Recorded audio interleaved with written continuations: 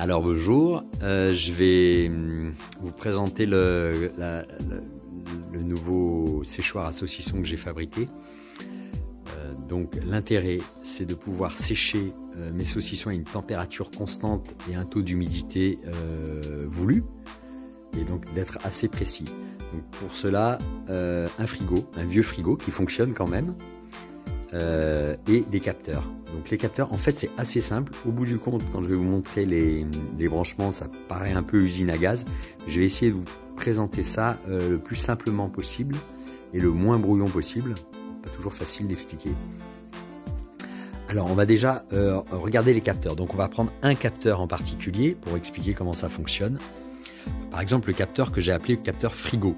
Donc ça, c'est un capteur de température. Il calcule la température à l'intérieur du frigo et en fonction de la température, le frigo va se déclencher ou s'éteindre. Donc moi, je lui ai commandé de maintenir une température entre 12 et 13 degrés. Dès que la température excède 13 degrés, il se déclenche pour refroidir jusqu'à 12 degrés. Une fois qu'il a refroidi à 12 degrés, il s'éteint.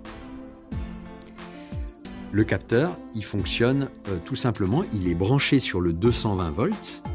Là, c'est l'entrée. Il y a du 220, il y a le plus et le moins, 220. Et une sortie ici qui se déclenche en 220 volts aussi, qui se déclenche ou pas en fonction de la programmation. Et là, sur le côté, c'est le capteur. Donc, tout ça, ça rentre à l'intérieur du frigo. Je vais vous montrer. C'est le capteur. À côté, j'ai racheté un deuxième capteur qui coûte 10 €. D'ailleurs, les capteurs température, c'est 10 €. Donc ça, c'est le capteur chauffage. Donc lui, il fait l'inverse en fait. C'est parce que là, en fait, on est en plein hiver, il fait 0 degré dehors. Donc le frigo, il a tendance des fois à descendre en dessous des 12 degrés. Donc du coup, il y a un petit chauffage. Il y a une petite plaque chauffante que je vous montrerai à l'intérieur du frigo qui, elle, se déclenche à 11 degrés. Dès que ça atteint 11 degrés, clac, le petit chauffage s'allume jusqu'à 11 degrés 5. En fait, j'ai mis une toute petite marge parce qu'en fait, il continue à chauffer encore. Même une fois éteint, il y a encore de la chaleur qui se dégage. Donc, ça continue à chauffer le frigo. Donc, j'ai fait une toute petite marge de commande. Donc là, c'est exactement le même capteur. Un qui déclenche le chauffage, un qui déclenche le frigo.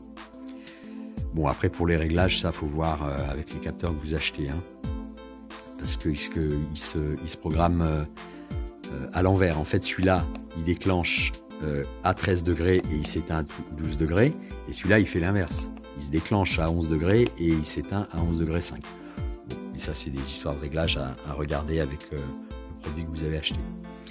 Et en dessous, c'est les mêmes styles de capteurs, sauf que c'est des capteurs d'humidité. Alors là, du coup, ils affichent pas tout à fait. Là, ils sont assez proches l'un de l'autre, 12 degrés 5, 12 degrés 6. Là, c'est des capteurs d'humidité, donc on est en pourcentage.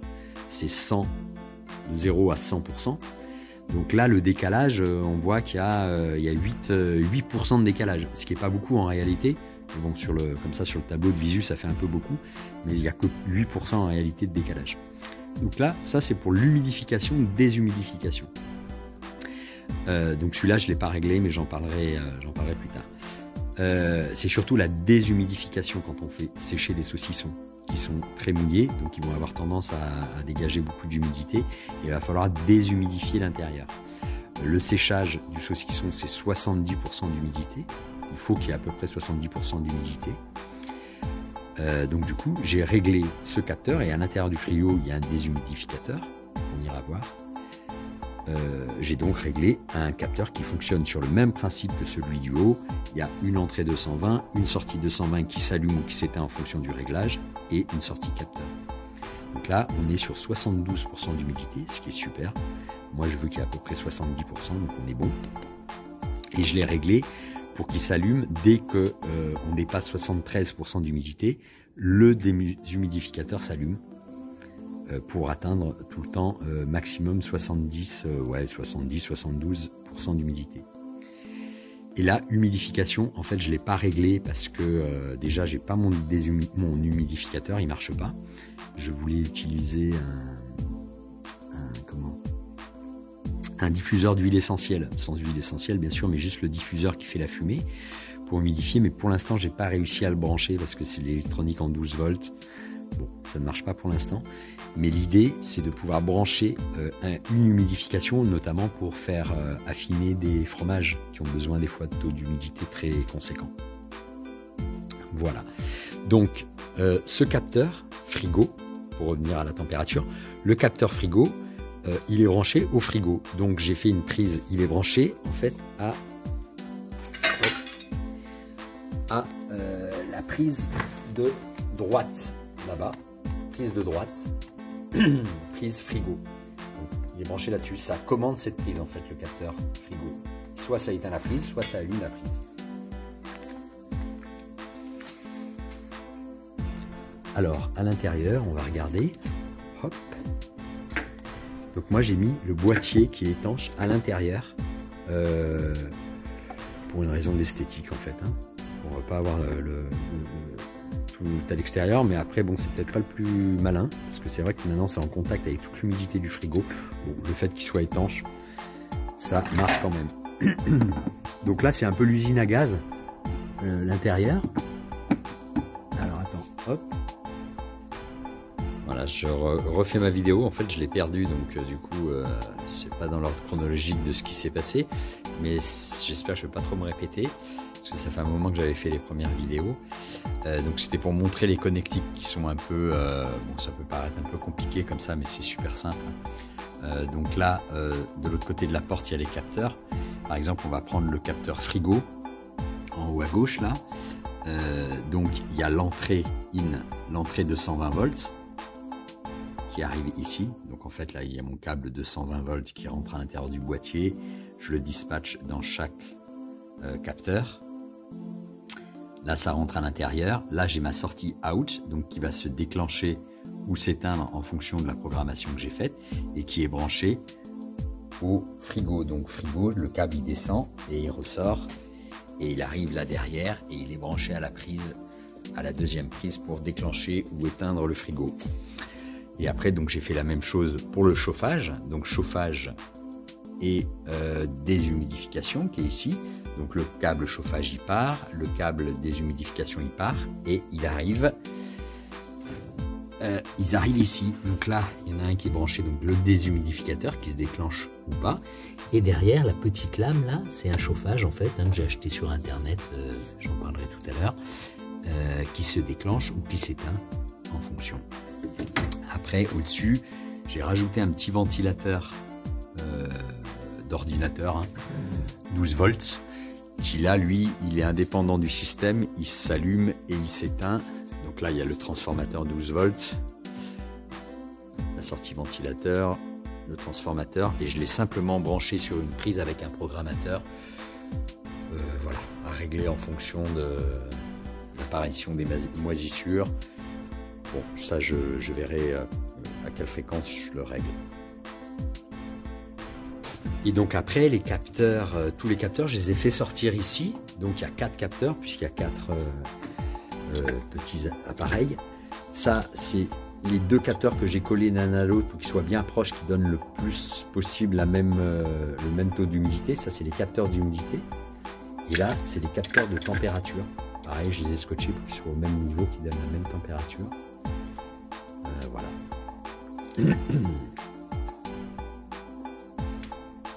J'ai pas beaucoup de lumière là, mais c'était juste pour montrer un peu le branchement. Donc là, c'est le 220 qui arrive à mon système.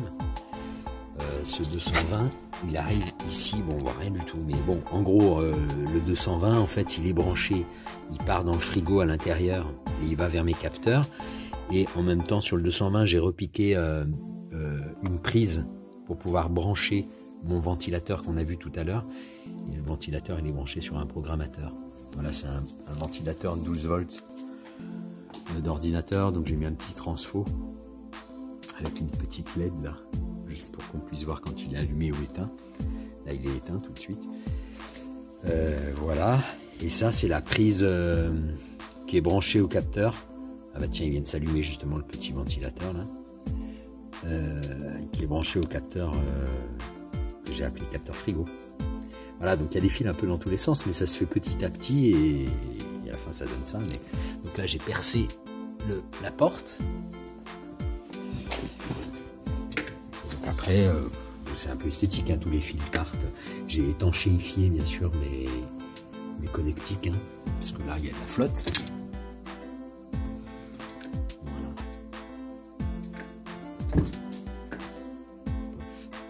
Ouais, et une dernière chose quand même, je voulais moi contrôler combien ça pouvait coûter de faire sécher du saucisson comme ça de manière non naturelle. Donc j'ai un petit appareil que j'ai réglé avec le tarif électricité de 2024, heure plein tarif pour avoir une estimation. Et donc là je suis à 0,40 centimes pour 48 heures. 40 centimes les 48 heures. Bon, c'est quand même, voilà, c'est quand même déjà pas mal. Bon, en sachant que les saucissons ils vont sécher peut-être 2 mois, on va dire. Donc voilà, je ferai une estimation, je verrai. Donc là, il y a 2 saucissons à l'intérieur, c'est sûr que c'est pas du tout rentable. Mais là, c'est pour l'expérience. Voilà. On verra ce que ça donne. Voilà, et donc là, comme j'ai ouvert les portes pour faire les démos, la température a baissé, vu qu'il s'agèle dehors. Température a baissé, donc là il y a le petit chauffage qui s'est allumé pour revenir à 12 degrés et comme il fait très froid, il n'y a pas beaucoup d'humidité dans l'air, donc hop, ça fait tout de suite chuter le taux d'humidité et donc là voilà, ça remonte petit à petit, on est à 62, 60, ça va remonter et on arrive à 70 et donc pour l'instant, en tout cas en théorie c'est top. La température que je demande elle est atteinte, là, le taux d'humidité il est atteint et après on va voir ce que ça donne le fait que les saucissons soient en vase clos comme ça, mais a priori ça marche bien. En théorie, hein, moi c'est ce qu'on m'a dit. Voilà, salut. Ouais, je vais terminer, ou alors je vais commencer, je sais pas dans quel sens je mettrai ça dans la vidéo, mais quand même pour donner les prix, j'avais commencé capteur de température 10 €, capteur d'humidité plus cher, hein, j'ai pas trouvé moins cher, 20 €, donc ça fait déjà 40, 50, 60 €. Un transfo. Après, on peut s'arranger autrement, mais moi, le transfo, je l'avais déjà, mais je crois que j'avais dû le payer 9 € sur Internet. Donc, on va aller 10 € encore, on va dire. Et après, bon, bah, il y a les branchements, tout ça. Moi, j'avais déjà les prises, le câble électrique. Je l'avais déjà. Donc, ça fait 10, 20, 30, 40, 50, 60, 70. 70 déshumidificateurs, 15 €. 85. Le chauffage, 10 €, on va dire aussi. 95 et le ventilateur 7 € je crois. Allez, on va dire 100 €. 100 € de matos pour le faire. Et le frigo gratuit, parce que on me l'a donné. Sur le Bon Coin, j'ai vu qu'il y en avait à 5, 10, 15, 20, 30 €.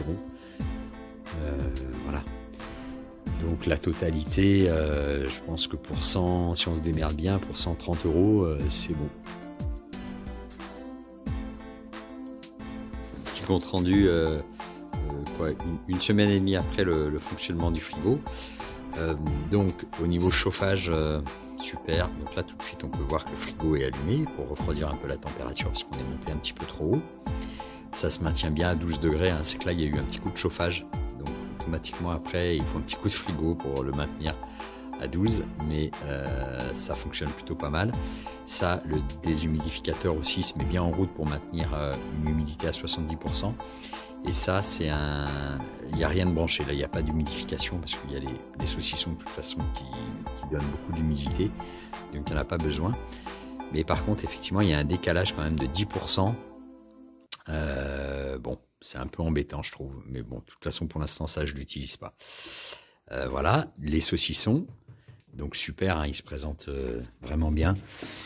Je ne sais pas si on va voir, mais là on voit la moisissure qui commence à apparaître. Ça fait un petit velours. Je ne sais pas si on le voit sur le saucisson. Sur tous les saucissons, il y a un petit velours qui apparaît. Vraiment super, hein. Bonne odeur.